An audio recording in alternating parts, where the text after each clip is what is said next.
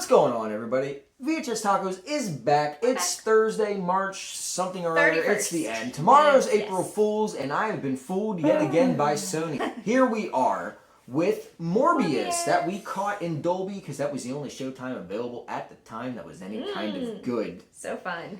The only thing I have to say about this to start things off with is f*** you, Sony. We are going to break this down a little simpler for you. Simpler than the movie did. We are going to be talking about the structure of the movie along with the visual effects. We're going to be talking about the acting in the movie, if that's what you can call it. And we're going to be talking about the end credit scene, so help me God. The structure and the visual effects. There is promise in the beginning of this movie when it opens up with the scene that you see in the trailer with the helicopter landing on the cliffside, and it's very ominous, it's foreboding. It does a great job of setting up this very gothic horror style movie. I was so shocked that it actually just jumped right into it. Like the it dove first right trailer in. that I saw it dove was right exactly, in. I was like, oh, okay. Absolutely. It didn't try to go with any of the musts. And I kind of liked that. And it was then good. it moved on to... It moved on. Then we got a little bit of a flashback when Morbius and Matt Smith were kids. It's okay because it was good. The kid actors, they weren't terrible. It set their relationship up very well. And then we get to the movie. Do you guys remember at the beginning of The Rise of Skywalker where the first 15 minutes of the movie is essentially like a whole other movie by itself because it happens so quick, it's unreal?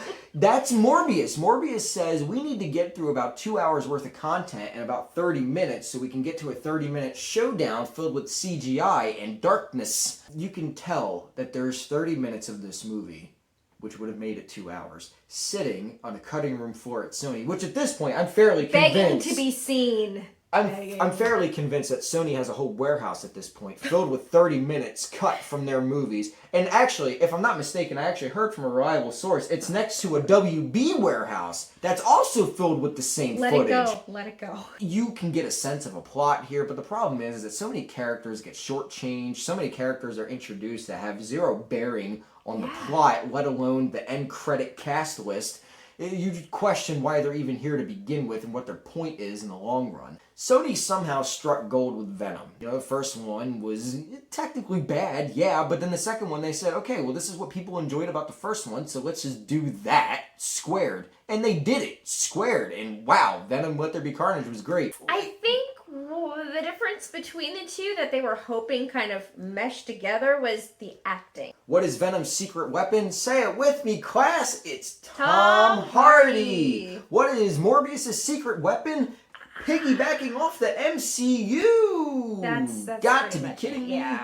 Bottom line is Jared Leto sucks. No, you're probably out there. He tries. Right. He's trying to do his best, but he is not. He's just so dry, and whenever he delivers a joke, I feel like verbally assaulted. Why? He has the look of Morbius. Yeah. Not the charm. I mean, he tries. He really does try, but it does not come across. Two standouts for me. Two. The girl doctor and then his best friend. I don't remember their names, don't ask me. She is talking about Adria Arjona. You might remember her from such hits as Hi, I'm the wasted love interest in a triangle in Pacific Rim Uprising. Don't worry, remember. 3 people saw it.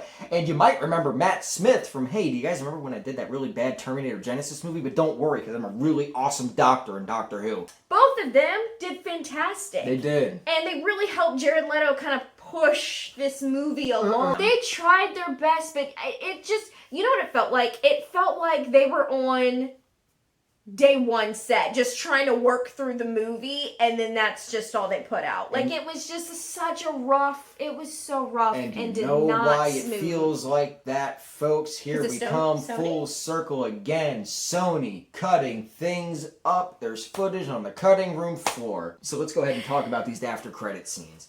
These after credit scenes are some of the wildest cases of rabies I've ever seen in my life. The first credit scene we get a very, very familiar looking crack open the sky in New York. It's all nice and purple. Wha-bam! It's the multiverse opening up. I couldn't even have a nice surprise shock look on my face. The only thing that came out of my mouth was, ha!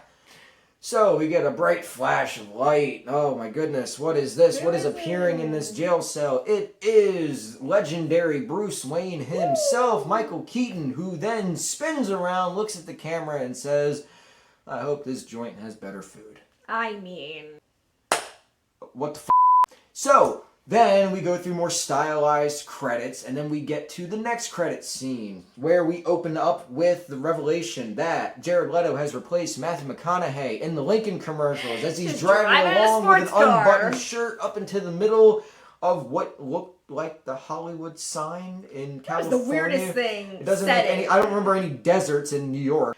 And then, wait, isn't it? What is this off in the distance? Some light is coming towards me. It looks like Flash. No, don't worry. You're not dead, even though you wish you were sometimes watching this. It's Vulture! CGI'd, though. Michael Keaton is not there, but his voice is provided. And his outfit, mind you, he's when in he's his in outfit. A whole different universe. But he showed up in prison in a prison jumpsuit. So, what does he say to Morbius? He says, hey, looking to put together a team. I think we can do some real good here. I gotta take my glasses off. That's Spider-Man. These glasses are starting to fog up a little bit, just because, hate. You mean to tell me, Sony, that when Marvel in the MCU decided we're going to introduce a multiverse hopping character by way of America Chavez in Doctor Strange and the Multiverse of Madness, so you decided to sit up here and say, what if, hear me out, what if we one-upped you, Kevin, and we actually did Vulture first as someone who could multiverse hop? Because when he shows up in the prison cell,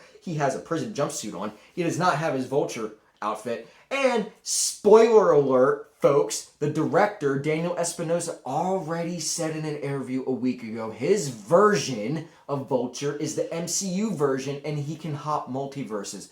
What does that mean? Here's my real question. What if this movie came out in July? What if this movie came out in October? What if this movie came out in January? What was the original plan before No Way Home? I would have loved to see the original plan. I really want to see it. Needless to say, this movie was... bad. Different. You guys remember what I said at the beginning? Morbius is bad, but it's not the worst superhero movie I've seen. Unfortunately. In my life, I have still seen the 2015 Fantastic Four. I've seen Elektra. I've seen Daredevil. Catwoman?